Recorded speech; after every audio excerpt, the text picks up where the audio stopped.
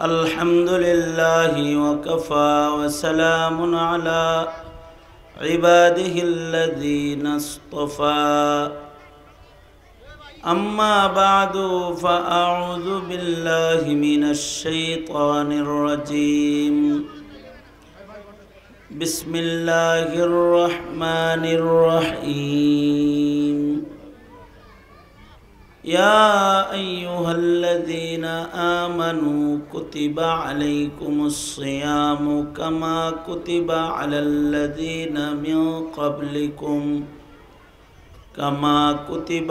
الذين من قبلكم لعلكم تتقون وقال النبي صلى الله عليه وسلم من صام إيمانا واحتسابا غفر له ما تقدم من ذنبه أو كما قال عليه الصلاة والسلام اللهم صل على محمد وعلى آل محمد كما صليت على إبراهيم وعلى آل إبراهيم إنك حميد مجيد اللهم بارك على محمد وعلى آل محمد كما باركت على إبراهيم وعلى آل إبراهيم إنك حميد مجيد জামিয়া ইসলামিয়া দারুল এনাম মহিলা মাদ্রাসা এবং দারুল এনাম মডেল মাদ্রাসা বালক শাখা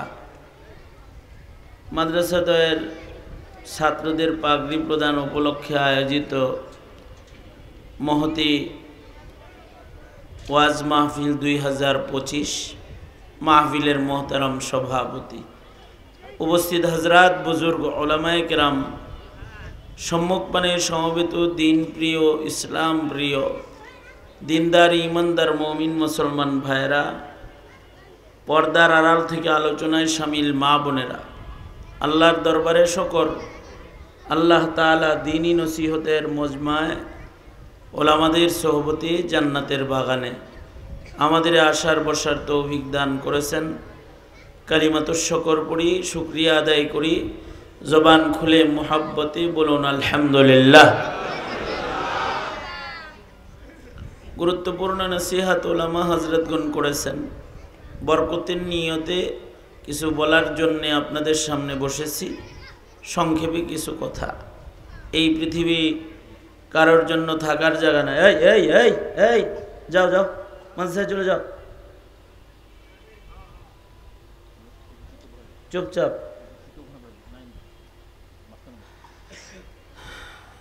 বরকতের নিয়তে কিছু বলতে বসেছি সংক্ষেপে কিছু কথা এই পৃথিবী থাকার জায়গা না আমাদের পূর্বে যারা এই পৃথিবীতে আগমন করেছে তারা চলে গেছে আমরা যারা এখন আছি আমরাও চলে যাব আমাদের পরে যারা এই পৃথিবীতে আসবে তারাও চলে যাবে কিন্তু যাওয়ার আগে আমাদের সকলকে আল্লাহওয়ালা হইতে হবে মুত্তাকি হইতে হবে যারা মুত্তাকি হবে মৃত্যুর আগে আল্লাহওয়ালা যারা হবে তাদের জন্য ঘোষণা আল্লাহ পাকের আলা ইন্না আউলিয়া আল্লাহি লা খাউফুন আলাইহিম ওয়ালা হুম ইয়াহজানুন আলা ইন্না আউলিয়া আল্লাহ লা খাউফুন আলাইহিম ওয়ালা হুম ইয়াহজানুন আল্লাহ তাআলা বলেন যারা দুনিয়াতে আল্লাহওয়ালা হবে তাদের ভয় নাই তাদের কোনো পেরেশানি নেই যদি কেউ আল্লাহওয়ালা না হয় দুনিয়াতে তাইলে মৃত্যুর পরে তার পেরেশানি আছে তার ভয় আছে, আযাবের ভয় আছে, শাস্তির ভয় আছে। আর যদি কেউ আল্লাহওয়ালা হয়ে যায় তাহলে তার ভয় নাই, তার পেরেশানি নাই, তার চিন্তা নাই। আল্লাহওয়ালা কে? আল্লাহওয়ালা হলো সে যার হৃদয়ে আল্লাহর ভয় আছে, সে আল্লাহওয়ালা। যে মুত্তাকি, যারা মুত্তাকি তারা আল্লাহওয়ালা। যারা মুত্তাকি না তারা আল্লাহওয়ালা না। ইমানদার হওয়া সহজ, কালেমা পড়লে ইমানদার হয়ে যায় বিশ্বাসের সাথে, কিন্তু আল্লাহওয়ালা হইতে মুত্তাকি হইতে হয়। আল্লাহওয়ালা হইতে হাফেজ হওয়া জরুরি না, আল্লাহওয়ালা হইতে আলেম হওয়া জরুরি না, আল্লাহওয়ালা হইতে এমএ পাস করা জরুরি না। আল্লাহওয়ালা হইতে ওয়াকানু ইয়াত্তাকুন, ঈমানের পাশাপাশি তাকওয়া থাকতে হবে। যাদের হৃদয়ে তাকওয়া থাকবে তারা আল্লাহওয়ালা। যাদের অন্তরে আল্লাহর ভয় আছে তারা আল্লাহওয়ালা। আল্লাহওয়ালা এই রিক্সাওয়ালাও যদি আল্লাহর ভয় হৃদয়ে আনে তাহলে রিক্সাওয়ালাটা আল্লাহওয়ালা। একটা তরকারি বিক্রি করে একটা সাধারণ শ্রমিক, গার্মেন্টস শ্রমিক, কিন্তু তার ভেতরে আল্লাহর ভয় আছে, তাহলে সে কি?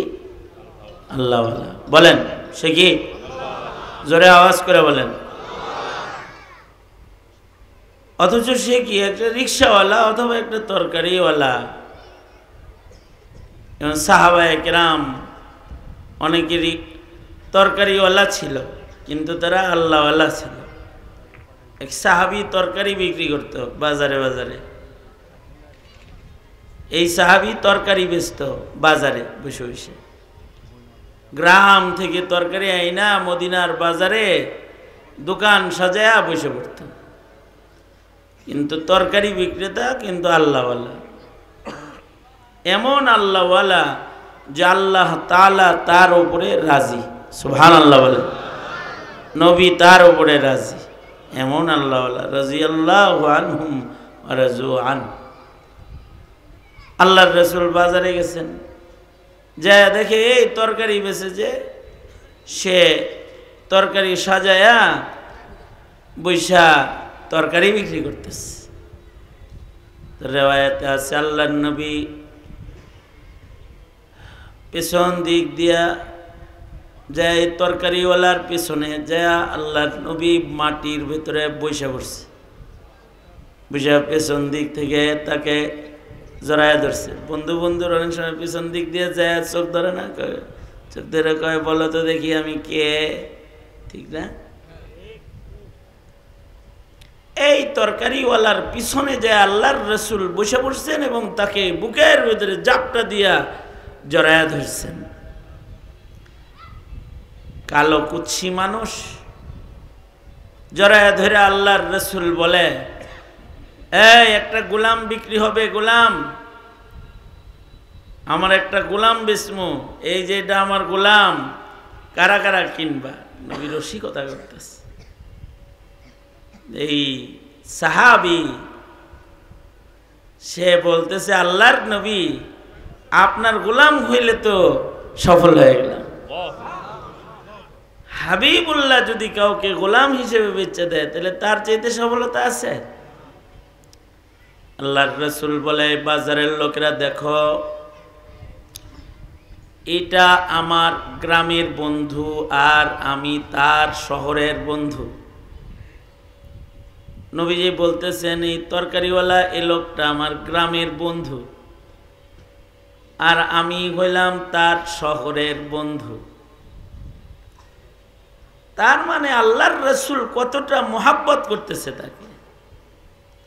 তার তো কিছু নাই, গায়ের রং কালো, টাকা নাই,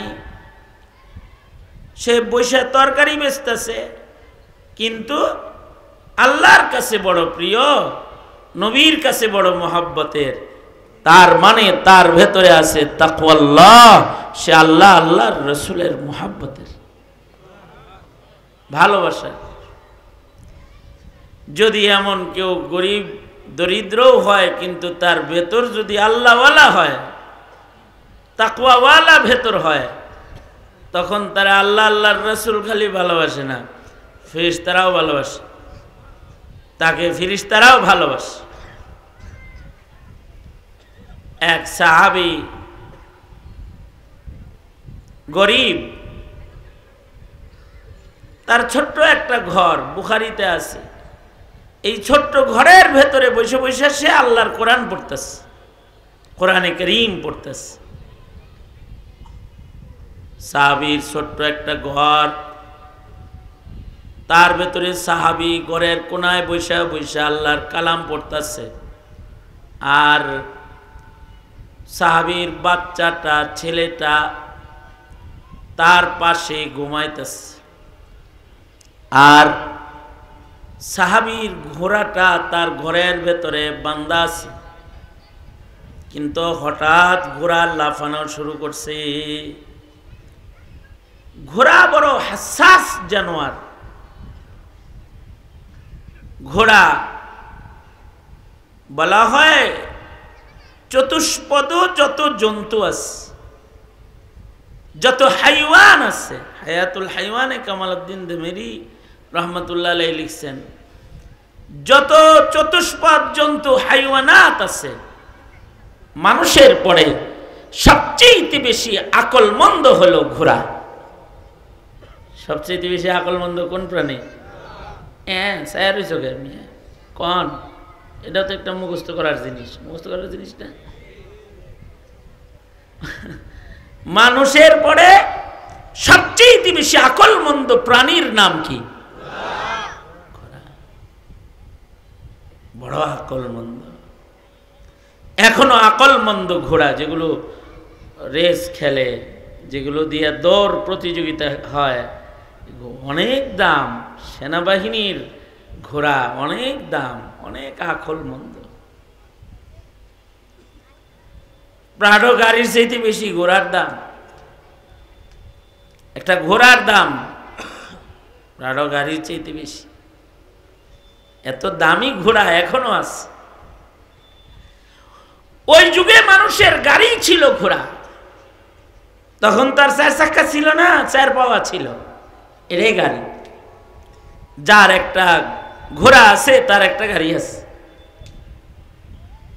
বড় হাসাস জানোয়ার, বড় সতর্ক, সতর্ক, খুব সতর্ক ঘোড়া। তার মনিব ঘুমায় ছিল, ঘুম থেকে উঠছে, মনিবের পায়ের আওয়াজ পাইছে, ওর ঘুম ভেঙে যাবে। ও উঠে দাঁড়িয়ে একেবারে প্রস্তুত হয়ে যাবে যে মনিব আসতেছে, আইসা যেন আমারে খুসায় উঠাইতে না হয়। গরুর মতো না, এই লেজে ধরে উঠাইব, ওট ওট না। মনিব ওর কাছে আসার আগে ও উঠে দাঁড়িয়ে প্রস্তুত হয়ে জিন পড়ার জন্য রেডি হয়ে যাবে। জিন পোষ বসায় দেন, আমার উপরে উঠা পড়েন। এরকম বড় বুদ্ধিমান এবং মনিবের বড় ভক্ত। মনিবের অনেক ভক্ত। এই কানটা ধরে উঠাই দেবো, এখান থেকে কান ধরে উঠাইয়া দেব, কান ধরে উঠাইয়া দেব।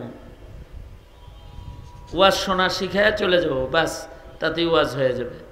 এত ওয়াজ করতে হয় সব দিন? মনিবের এত ফরমাবরদার ঘোড়া, মনিবের ফরমাবরদার, যে মনিব ওকে নিয়ে যুদ্ধে যায়। ও তীরের আঘাত নিজে খাবে, মনিবের গায়ে লাগতে দিবে না। যতক্ষণ ও জাগ্রত থাকবে ততক্ষণ এই মনিবরে তীর তরবারির আঘাত দিতে পারবো না। লাভ দিয়ে সাইড সুইড হয়ে যাবো গা। এ কারণে ঘোড়া যুদ্ধের বড় সামান।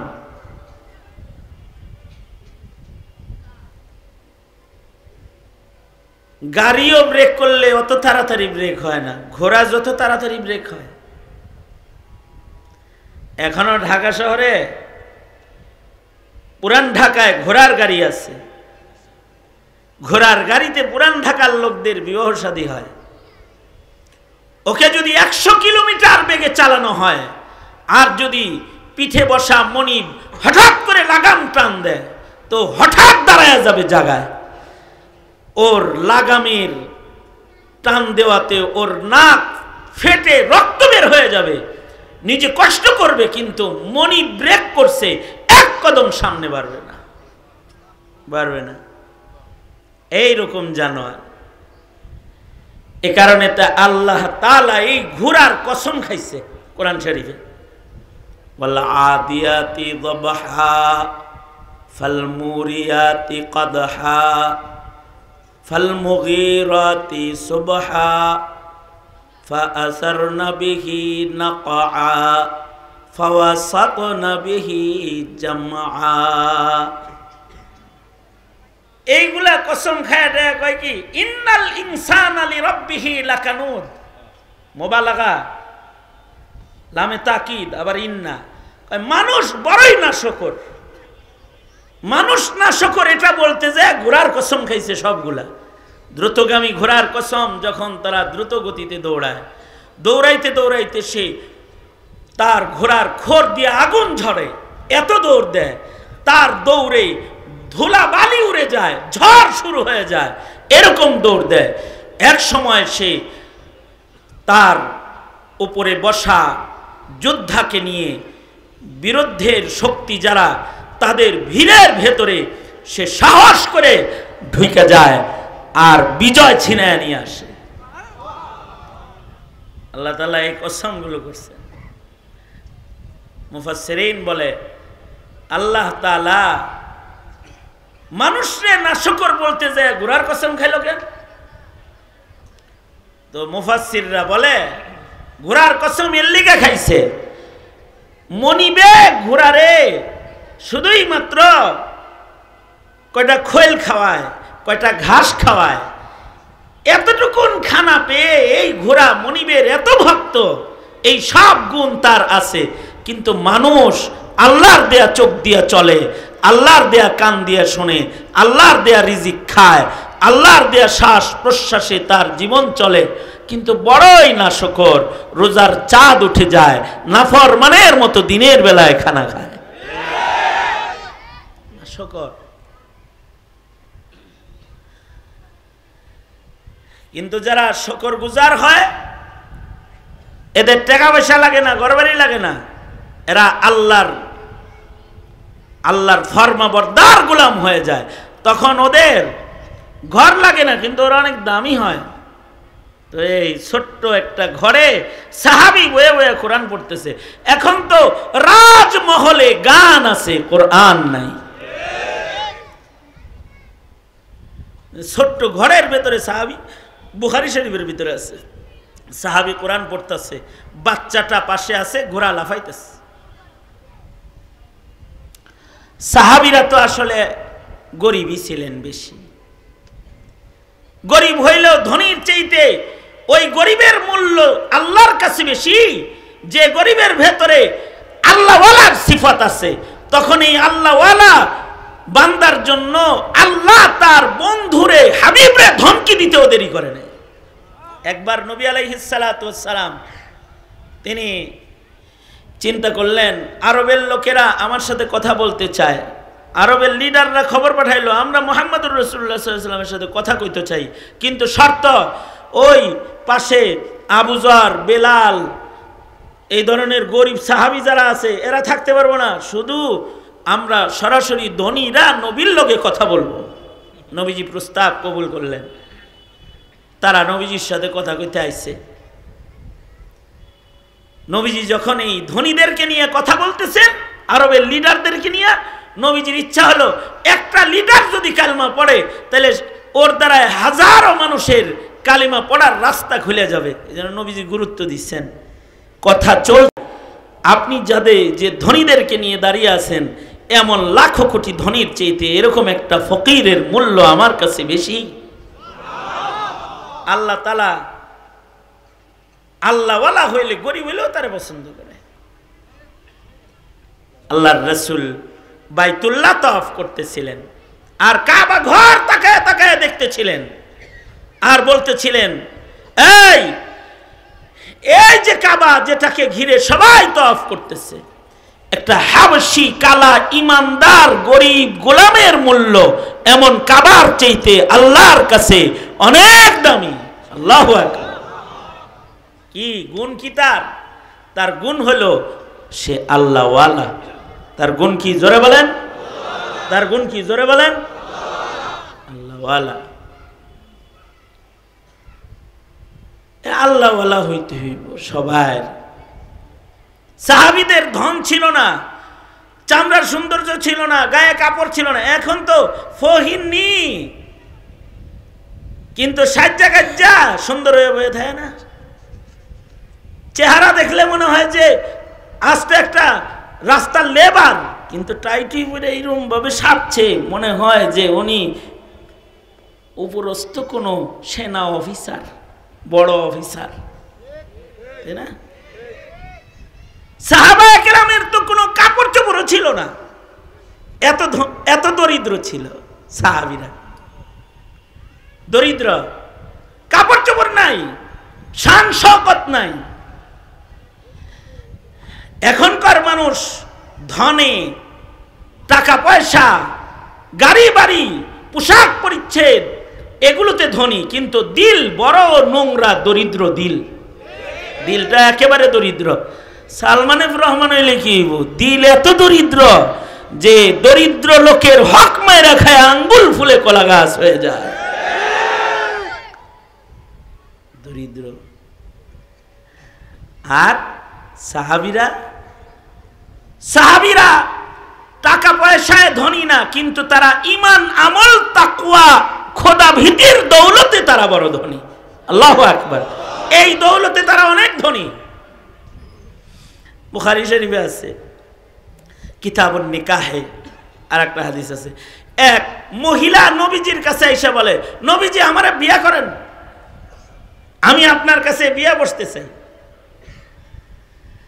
আল্লাহর রাসূল বললেন, লা হাজাতা লি, আমার বিয়ার দরকার নাই এখন, অথবা বিয়া করার অনুমতি নাই আমার। বিয়া কি আমি আমার ইচ্ছায় করি নাকি? মনে রাখতে হবে নবীজির বহু বিবাহ নবীর ইচ্ছায় না, কার ইচ্ছায়? জোরে বলেন, আল্লাহর ইচ্ছায়। তো নবীজি বলতেছেন, লা হাজাতা লি, আমার আর বিয়া করার অনুমতি নাই, আর বউ দরকার নাই আমার। নবীজি বললেন, নবীজি যে উম্মুল মুমিনিন আম্মা জান আয়েশাকে বিবাহ করেছেন নিজের ইচ্ছায়। জিবরাইল রেশমি কাপড়ে হযরত আয়েশার ছবি নিয়ে আয়া দেখায়া কয়, এই যে এটা আপনার বিবি, আল্লাহ ঠিক করছে, পছন্দ হয়নি দেখেন তো। আল্লাহর রাসূল বলতেছে। এই কারণে হযরত উমর বলেছিলেন, মুনাফিকরা আয়েশা সিদ্দিকার উপরে তহমত দিছে, তাতে কি আপনি পেরেশান কেন? আল্লাহ আপনারে বিয়ে করাইছে না? আল্লাহ বুঝি আপনার ঘরে কোনো নাপাক মহিলা পাঠাইছে? অপেক্ষা করেন, তহরাত আসবে। হাদা বুহতানুন আযীম। হযরত ওমর বলছে, সাথে সাথে 10 আয়াত নাজিল হইছে। 10 আয়াত। তো নবী তো নিজের ইচ্ছায় বিয়ে শাদী করে না, বেডি তো নবীর কাছে বিয়ে পাইছে। নবীজি বলছে, লা হাজাতা লি, বিয়ার দরকার আমার নাই, অথবা আমার বিয়ার অনুমতি এখন নাই। পাশেই বসা ছিল মনীষ সাহেবের মতো একজন সাহাবী, আমার দোস্ত তো, বন্ধু তো, তাই এরকম করতেছি আর কি। সাহাবী একজন পাশে বসা, সাহাবী কয়, ঠিক আছে আল্লাহর নবী, আপনার লাগবে না, তাতে কি, আমার লাগবে, আমারে দিয়ে দেন। সাহাবী কইতেছে, আমারে দিয়ে দেন। তা আল্লাহর রাসূল বললেন, ঠিক আছে তোমারে দিয়ে দিলাম, যাও মহরানা নিয়ে আসো। সাহাবী কয়, আমি গরিব, আমার মোহর নাই। নবীজি বললেন, যদি লোহার একটি আঙ্গুঠিও হয় তাও নিয়ে আসো। লোহার আংটি, লোহার আংটি ওই যে বেছে না বান্যাতি দোকানে, কত এটার দাম? 2 টাকা, 3 টাকা, 5 টাকায় বেছে না একটা লোহার আংটি। এরকম একটা লোহার আংটি হইলেও নিয়ে আসো। ওইটাকে মোহর বানায় তোমার কাছে বিয়ে দিয়ে দেই। সাহাবি গেছে আংটি আনতে, গুইরা টুইরা এক হয়, আমার আংটিও নাই, আংটিও নাই। আল্লাহর রসুল বললেন, তাই বিয়ে করবা কেমনে? মোহর দিমু কি? মোহর নির্ধারণ করবো কি? সাহাবি তো শরীয়ত সহজ বানায়, জানে যে নিজের সমস্যা কইতে থাই, আল্লাহ একটা সহজ লাইন বাইর কইরেই দিব। আল্লাহর রাসূল সাল্লাল্লাহু আলাইহি ওয়াসাল্লাম বললেন, কি মহারানা দিয়ে বিয়ে হবে তোমার? সাহাবী কয়, কি আছে মোহর একটা, এই যে তাহবান লুঙ্গি যেটা আছে এটা খুলে দিয়ে দিই। আল্লাহর রাসূল বললেন, হাইসা দিয়া নবীজি কয়, হেই তুই লুঙ্গি খুলে দিলে তুই পরবি কি?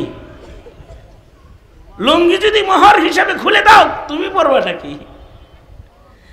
বলার উদ্দেশ্য হলো সাহাবীর লুঙ্গি ছাড়া আর কিছু নাই।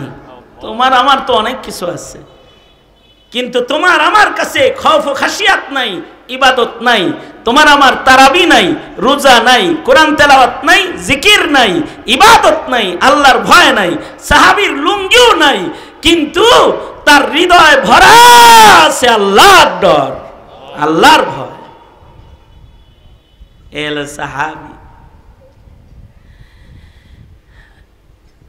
এইটাও বুখারী শরীফে আছে। এক সাহাবী রোজার মাসে নবীজির কাছে এসে বলে, আল্লাহর নবী, আমি তো রোজার মাসে দিনের বেলায় বিবির সাথে থাইকা ফেলাইছি, দিনের বেলায় রোজা ভাঙা লাইছে আর কি।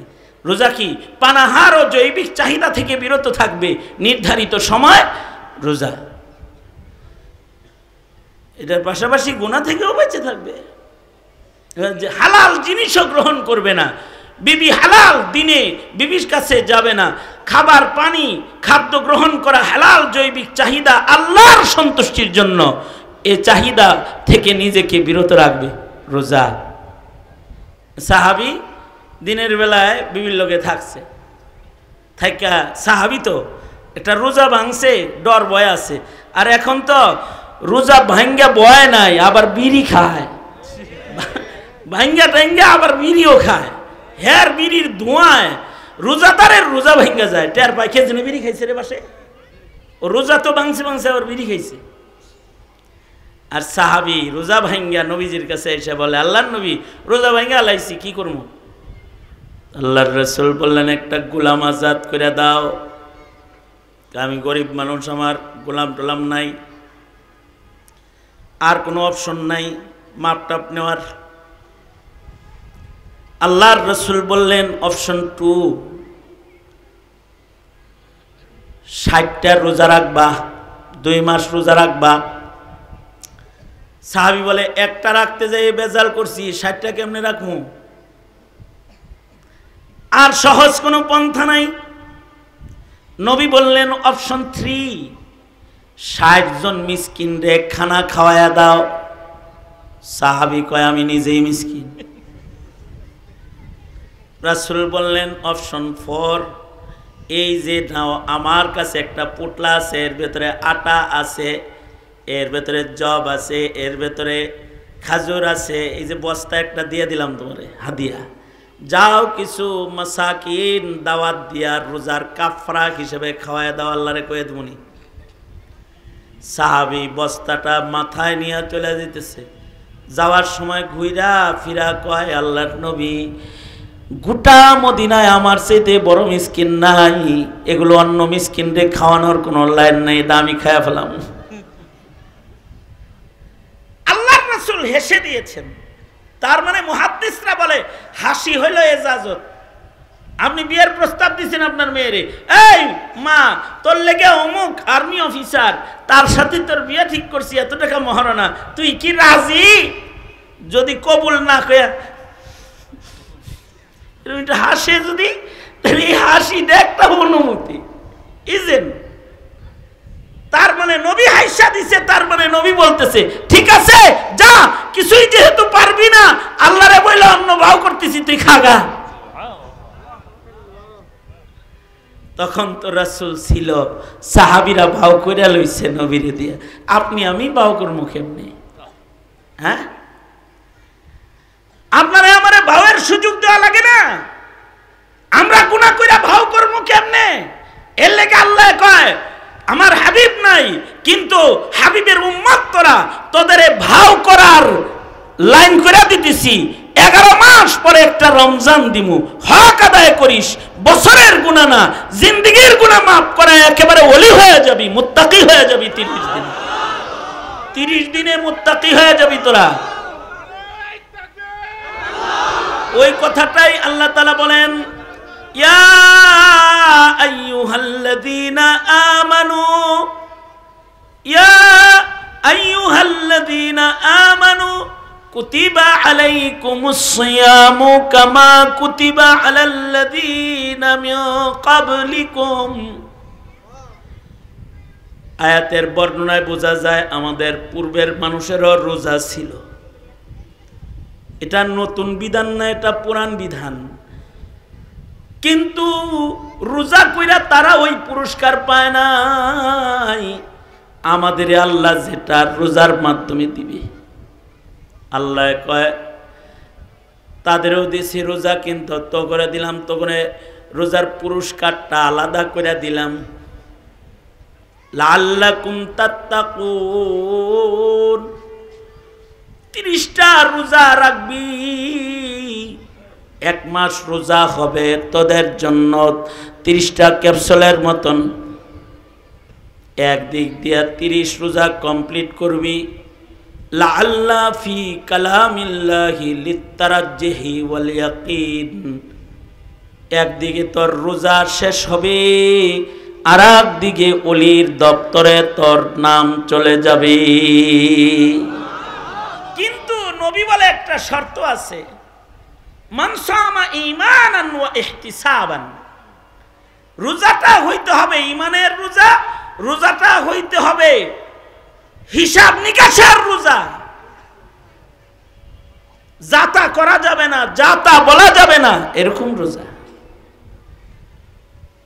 রোজাকে ভাঙ্গা ছিঁড়ে ফেলা যাবে না, ভেঙ্গে ফেলা যাবে না, রোজাকে নষ্ট করা যাবে না নিজের পাপাচার দিয়া। যদি এমন রোজা কেউ 1 মাস রাখে, তো তার জন্য রোজার মাস যথেষ্ট। কারণ নফল করলে ফরজের সওয়াব দিয়ে দিব, ফরজ করলে 70 গুণ বাড়ায়া দিব। 1 লাইলাতুল কদর ইবাদত করলে 80 বছরের চাইতেও অধিক কাল ইবাদত করার সব 1 রাত্রের বিনিময়ে আমলনামায় উঠায়া দিব। আল্লাহু আকবার কাবীরা। আপনারা বলবেন কি কি করণ লাগবো রোজার মাসে? আমাদের কিছু করণ লাগবো না, গুনাহ করেন না। কয় রাকাত নামাজ পড়ন লাগবো? বেশি নামাজও পড়তে হইব না, শুধু তারাবিটা পড়েন, এশার নামাজ পড়েন, আরামে ঘুম যায়েন, ফজরের নামাজ জামাতের সাথে সেহরি খায়া পড়া আরাম করেন, পাপাচারে যায়েন না। রাত ভরা দাঁড়ায় দাঁড়ায় কোরআন পড়া, নামাজ পড়া সবার কাম না, সাহাবীরাও সবাই এগুলো পারে নাই। হ্যাঁ, কেউ কেউ সারা রাত দাঁড়ায় নামাজ পড়ছে, কেউ কেউ সারা রমজান কোরআন পড়েছে,